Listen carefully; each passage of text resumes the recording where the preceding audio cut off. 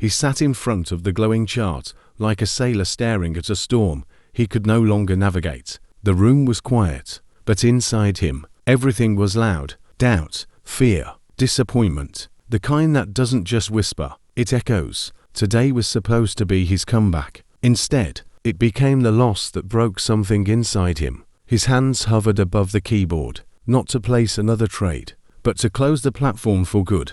He wasn't angry. Anger had burned out weeks ago. What he felt now was heavier.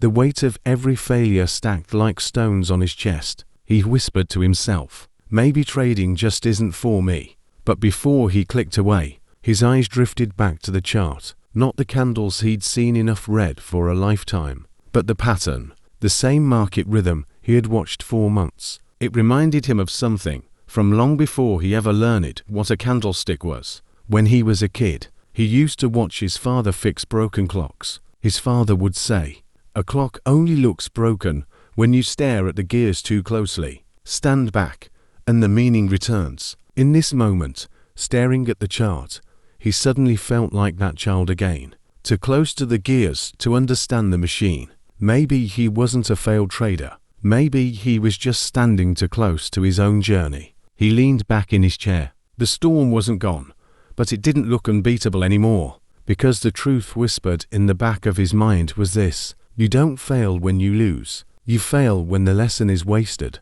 You fail when you stop showing up. 4 months. He had been fighting the market like it was an enemy. But what if the market wasn't trying to break him? What if it was trying to shape him? No champion was ever born in comfort. Every master was once a student surrounded by their own mistakes. Every breakthrough begins exactly where most people quit. So he closed his eyes, took a breath, and made one decision: not to trade, not to win, but simply not to quit yet. Because sometimes the moment you want to walk away is the moment the story is finally about to begin. 1. The breaking point.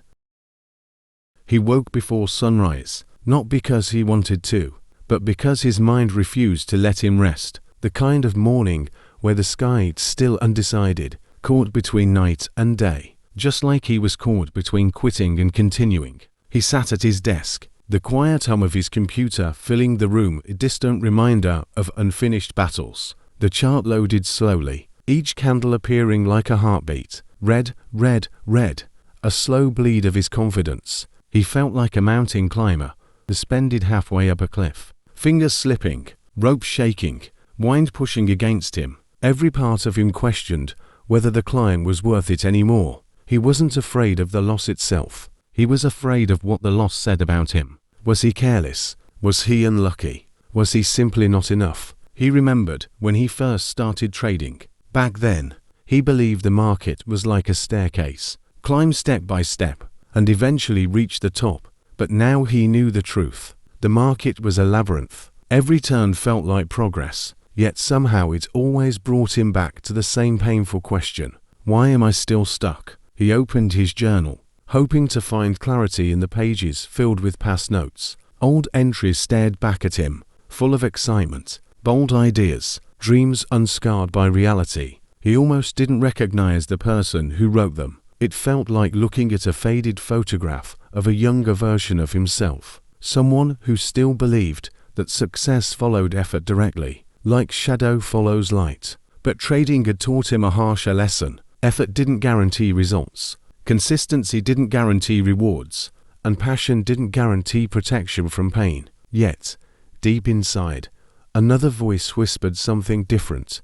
A quieter voice, a stubborn voice, a voice that refused to die. It reminded him of the time he tried to learn guitar as a kid. 4 weeks he could only produce buzzing, ugly notes. His fingers hurt. Chords felt impossible. He wanted to quit then too.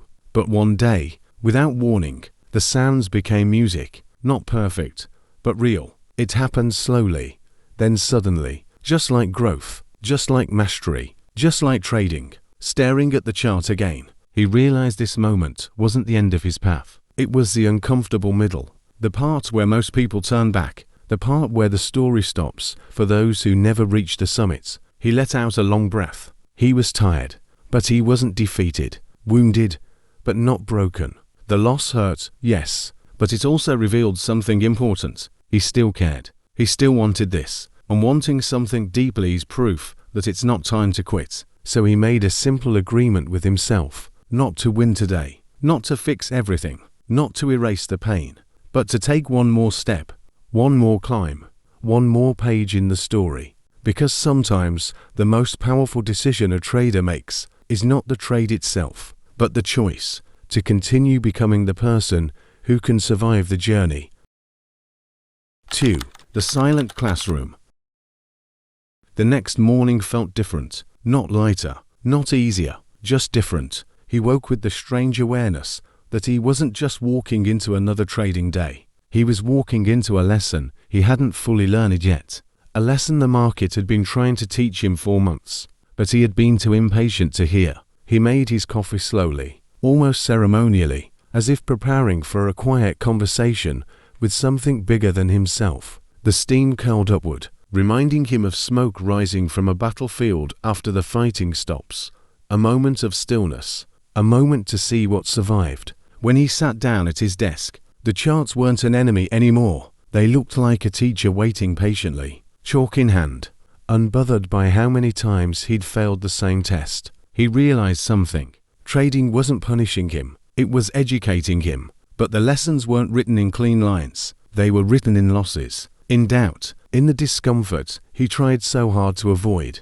The market didn't shout its wisdom, it whispered, and he had finally grown quiet enough to listen. He stared at the candles and noticed something he had ignored before. Not the color, not the movement, but the rhythm. The market breathed, expanded, contracted, moved like an ocean tide that answered to forces far deeper than emotion or hope.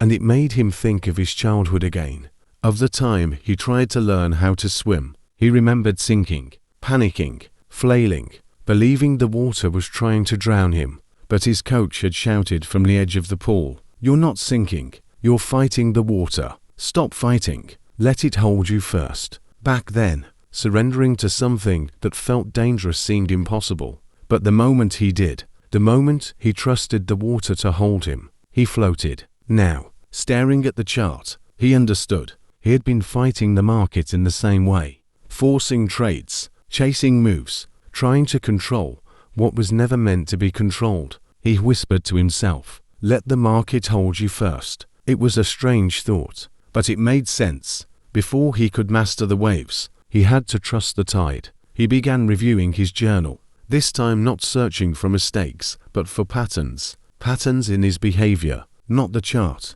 He saw impatience, fear, a need to prove something quickly, a desire for shortcuts where none existed. And yet, within all that noise, he saw glimpses of growth, small wins, disciplined days, moments of clarity that showed what he could become if he kept going. The market wasn't shaping someone weak, it was shaping someone patient, someone calm, someone capable of weathering storms without losing themselves. He leaned back, feeling the quiet strength of that realization. In this silent classroom, one truth became clear. The market doesn't reward those who fight it. It rewards those who learn to move with it.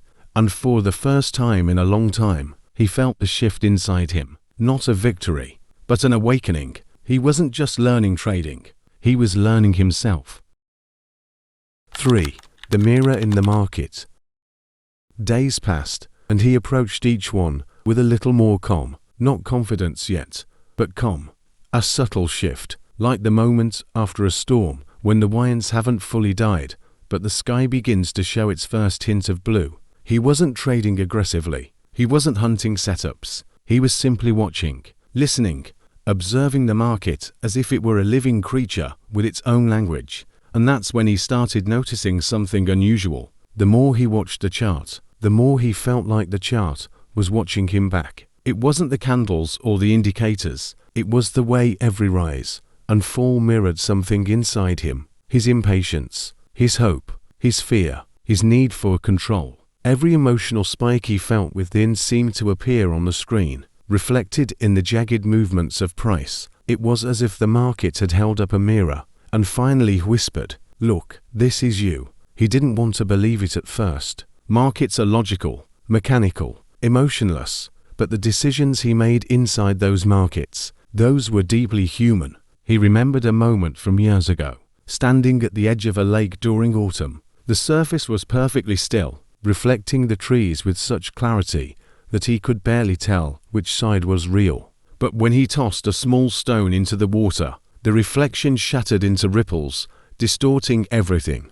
Back then he learned a simple truth. Stillness reflects truth. Disturbance reflects distortion. He realized his trading had always been disturbed, not by the market, but by the emotional stones he kept throwing into the water. Fear, overconfidence, impulse, desperation. He realized his trading had always been disturbed, not by the market, but by the emotional stones he kept throwing into the water. Fear, overconfidence, impulse, desperation.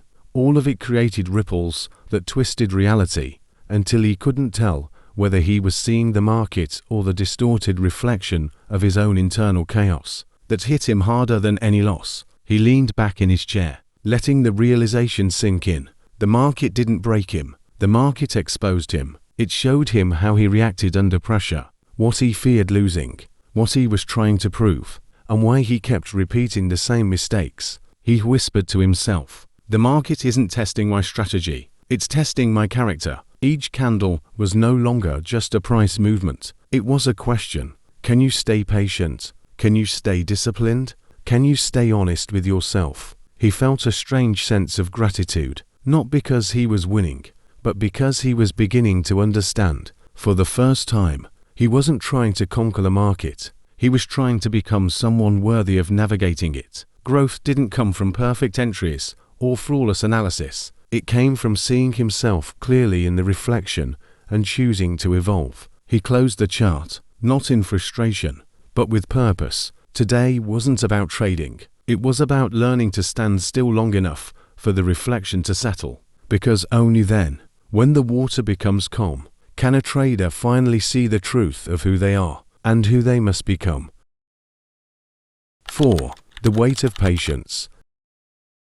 Patience had always felt like the hardest part of trading. Not the analysis, not the entries, not even the losses. It was the waiting, the quiet hours where nothing moved except his thoughts. On this particular day, the market was slow, so slow it felt frozen in time. The candles barely twitched, drifting sideways like a boat stuck in windless waters. To the old version of him, this would have been torture. He would have forced a trade just to feel something: action, movement, progress, anything.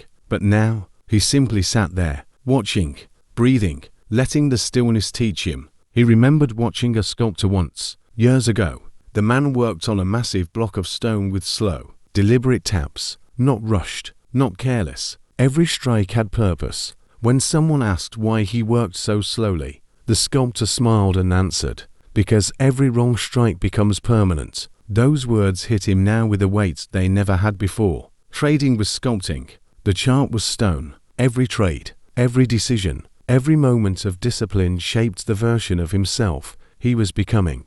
He thought back to all the times he acted too quickly, rushing in, rushing out, trying to carve a masterpiece with wild swings instead of intentional cuts. The result had always been the same: broken shapes, broken plans, broken confidence. Today, though, he wasn't carving recklessly. He was waiting for the stone to reveal its form. As the candles crawled forward, he noticed something subtle forming, an early sign of a setup he recognized. Not ready yet, not valid yet, but promising, like a faint outline emerging beneath the sculptor's chisel. The old him would have jumped at it. The new him allowed it to breathe. He sipped his coffee slowly, letting the minutes pass without frustration. There was something powerful, almost sacred, about resisting the urge to rush. It felt like standing in the middle of a storm, but finally learning how to keep both feet on the ground. He began to realize patience wasn't just waiting.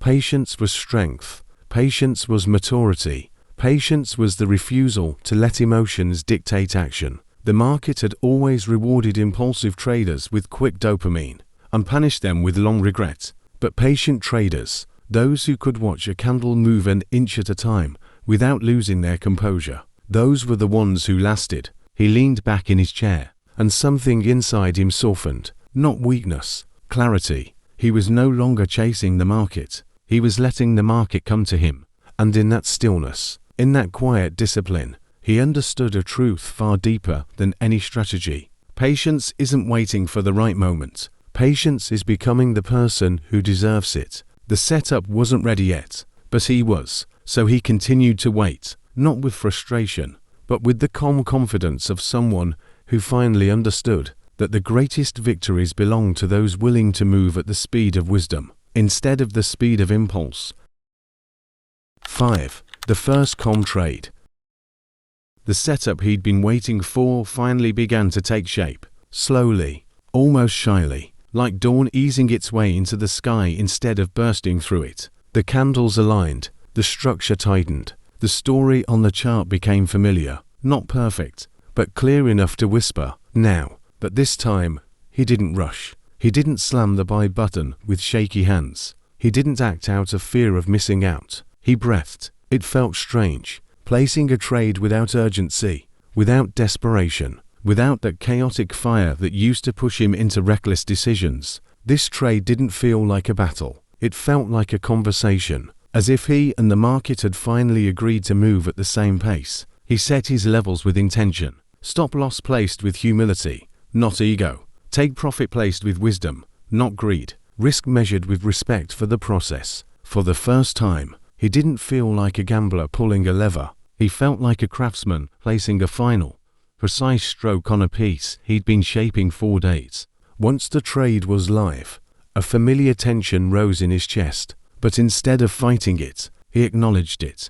Because fear wasn't the enemy. Fear was the companion that showed he cared. He closed his eyes for a moment and remembered another lesson from his childhood. Fishing with his uncle at a small lake. His uncle once told him, when the line is cast, you don't yank it. You wait. Let the lake decide when it's time. And sitting there now, watching the chart, he finally understood the depth in that simple advice. Trading wasn't about forcing outcomes. It wasn't about pulling decisions out of the market. It was about positioning yourself with patience and letting the market reveal what it intended. Minutes passed. Price moved slowly. He didn't stare obsessively. He didn't micromanage. He simply observed. Every tick felt like a test of who he had become. He wasn't reacting. He was responding. He wasn't panicking. He was trusting. The trade floated near his entry, then dipped slightly, then rose again. A gentle dance, not threatening, not stressful, just movement, natural, expected. He realized something profound in that moment.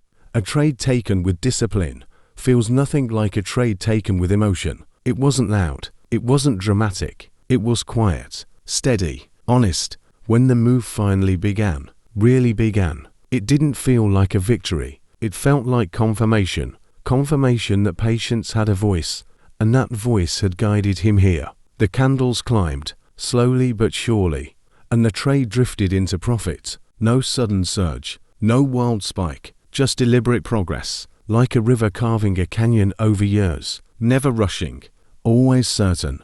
When his take profit was finally hit, he didn't leap from his chair, he didn't shout, he didn't celebrate wildly. He simply nodded, not because he won money, but because he won himself. He proved he could act without chaos. He proved he could wait without breaking. He proved he could execute with clarity instead of emotion.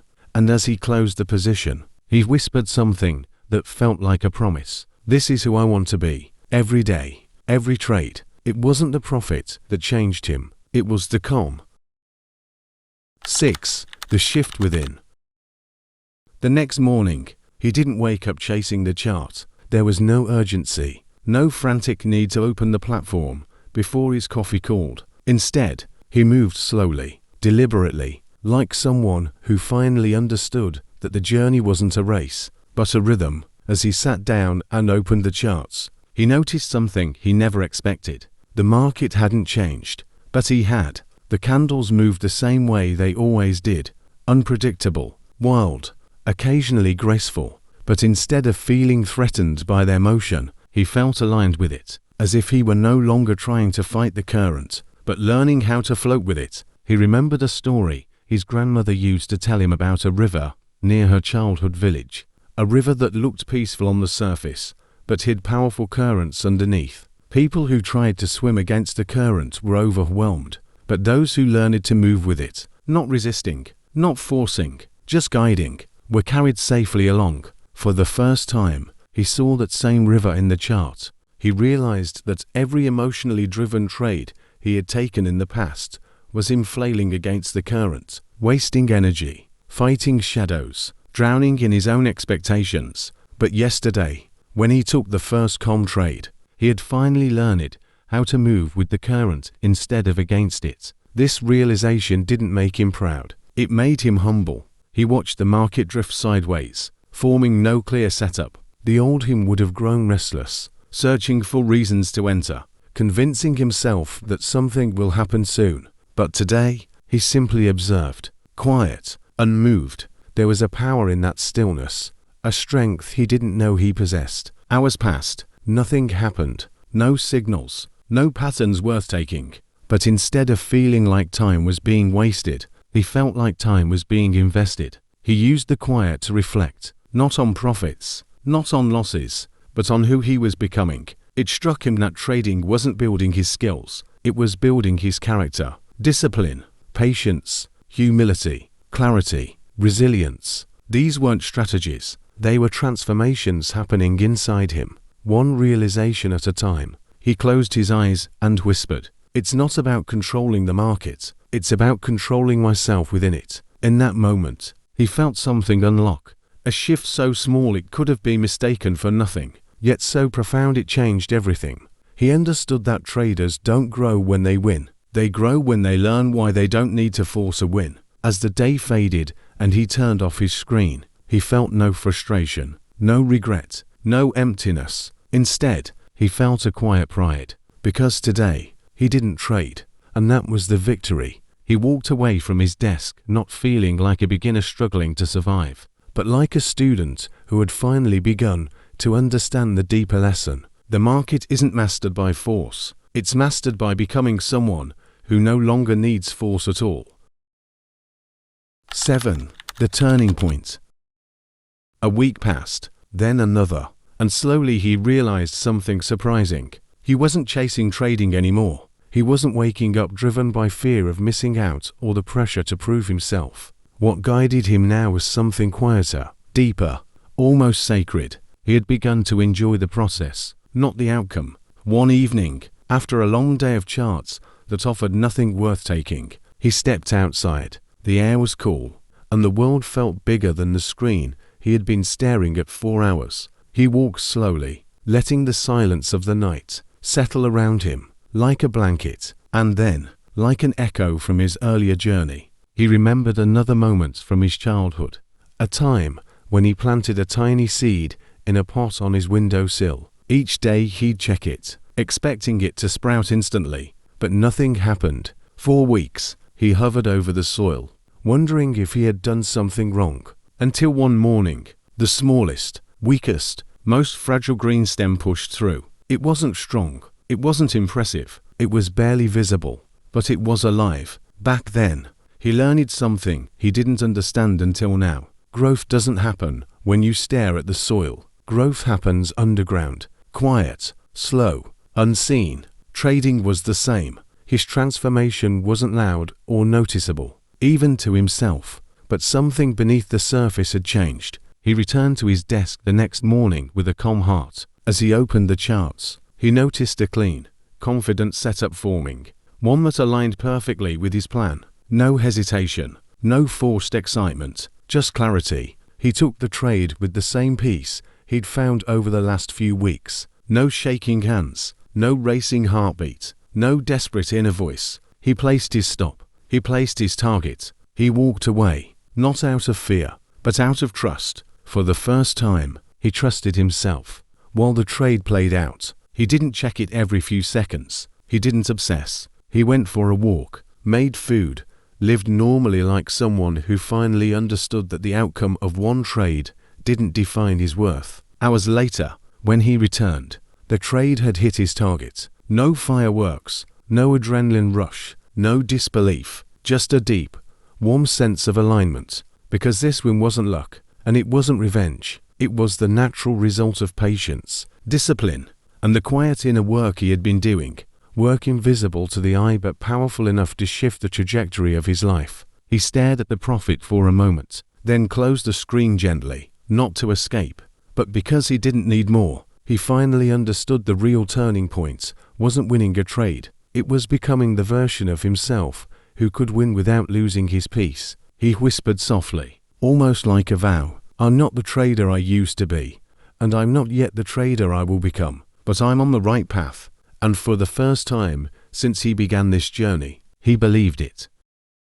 In the end, he realized something powerful. Trading was never just about charts, profits, or setups. It was about becoming someone capable of carrying success without breaking under the weight of it. The market had been a mirror the whole time, reflecting back every fear he avoided, every doubt he carried, every lesson he refused to learn until it demanded his attention. And now, after all the setbacks, the false starts, the nights filled with frustration, he could finally see what this journey had shaped inside him. A steady mind, a patient heart, a disciplined spirit, not perfect, never perfect, but growing, evolving, sharpening.